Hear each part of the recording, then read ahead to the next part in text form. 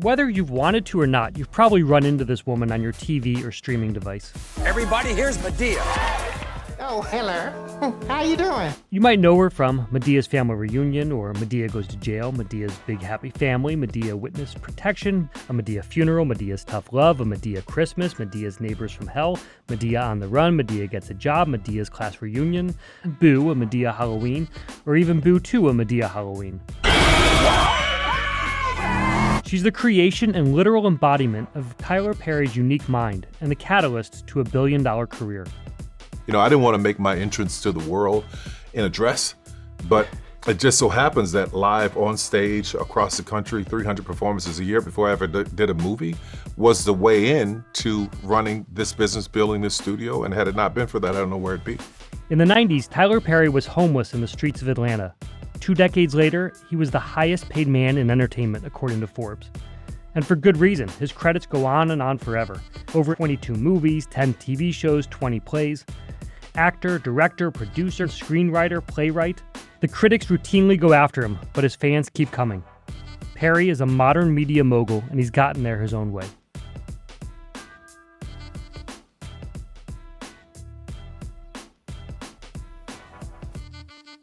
As you were building your film career, how did you ever look at Hollywood and say, I want to learn from what's happened in the past, I'm going to go and visit these places, I'm going to learn on set? Or were you always saying, I'm going to do it on my own? No, because I was never invited. I never felt invited and I never felt welcomed. I always felt like the outcast, which I'm grateful for because the way I learned was so outside of it that it created this 1090 model in syndication at one point, which was I did 10 episodes and I wanted a syndicator or someone to come along and give me 90 more episodes.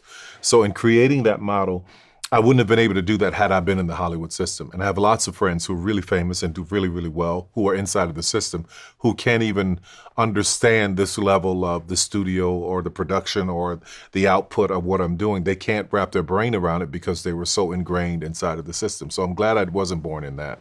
I want to do it totally different. I want to have creative control. I want to own the content, which was so important to me. Ownership was key to me in changing everything. At 50 years old, Perry opened a 330-acre studio in Atlanta featuring 12 sound stages, one of which was used for a recent Democratic presidential debate.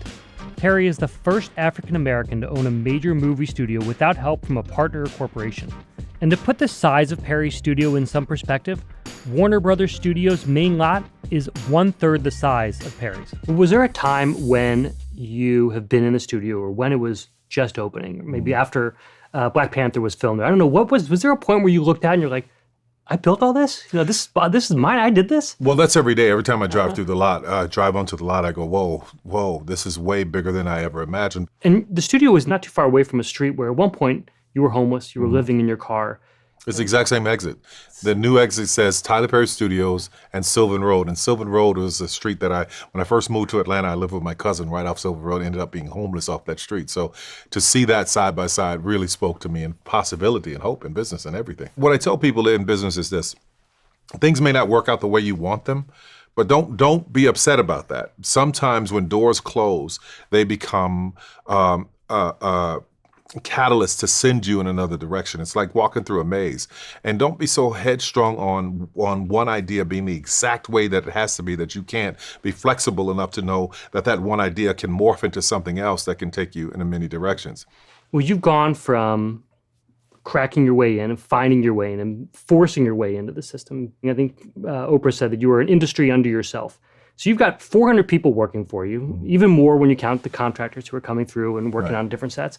Do you recruit differently than other people do? I would assume you would. You must, considering what you've been through or how non-traditional your background is. It's what I feel. There have been many times that people have come in and auditioned and they weren't the best talent, but they had a hunger and a zeal to get it right, to do it, and that hunger, what I found 9 times out of 10, that hunger is enough to catapult them to greatness in what they're doing. And I'm always looking for the underdog. I want the people like me, who everybody counted out, who said, you're not gonna make it. But what I will tell you is that I'm in the trenches with them. I'm working side by side with them every day. I'm on set directing with my crew and my people, and I'm working with people who have PhDs and former inmates. We're all side by side doing what we need to do. And I think it's very important to have that kind of experience, because there's no job in my company that I can't do. as well as anyone else. I think it's important to learn everyone's job so that you know who you're dealing with, how you're dealing with them, and how to get the best out of them, you know? And where'd you learn this? Is stuff you come up with on your own? Do you read management books? Where do you pick this up? Never read a management book. My father was the worst. He was a subcontractor, and he was horrible to everybody who worked for him, including me. And I just did not want to be that guy. I realized that there was a different way to reach each one of them. And I just realized I had to be malleable in my training style, in my teaching style, or whomever I'm speaking to, just be malleable in it enough to get us to a place where we're all pushing in the same direction. Perry's workload is Herculean, to say the least. Last year, he wrote 200 episodes himself in 6 months while on a 43-city Madea farewell tour. And add on to that, opening a studio, coordinating movies, appearing in movies, and being a father. As an outsider looking in, it seemed like a lot, and I wondered what kind of pressure Perry puts on his own people. I want to understand everyone's job because I don't want to be at a place where I'm asking somebody to do something that's too much. So I want to know what this takes because my thing in my life and at the studio is most television shows in Hollywood shoot 4 pages a day. If 4 pages is a lot. I'm shooting 100 pages in one day on my shows. So I need people to say, remember when you did this job? Well, this is what's going on. So that's why I need to understand it in that capacity. Do you expect people to keep up with your pace? Yeah, well, we weed through a lot of people. Is that right? Yeah, there are a lot of people that come in that say, I'm not going to do this. Because here are the options. You can come to me and shoot 12 hours and do 100 pages, or you can go down the street and work on a movie and do 4 pages, and you're sitting around most of the day. So the people that work for me know how to grind. They want to be in the grind. They want to be in the making the magic happen. But also, I often have to stop and say, okay, am I taking everybody too fast? And I empower them enough to be able to say, yeah, well, this is a problem, or that's a problem. I'm going to ask, what do I need to give you to be more successful to keep up? Or do we need to slow down? What's the goal for the studio?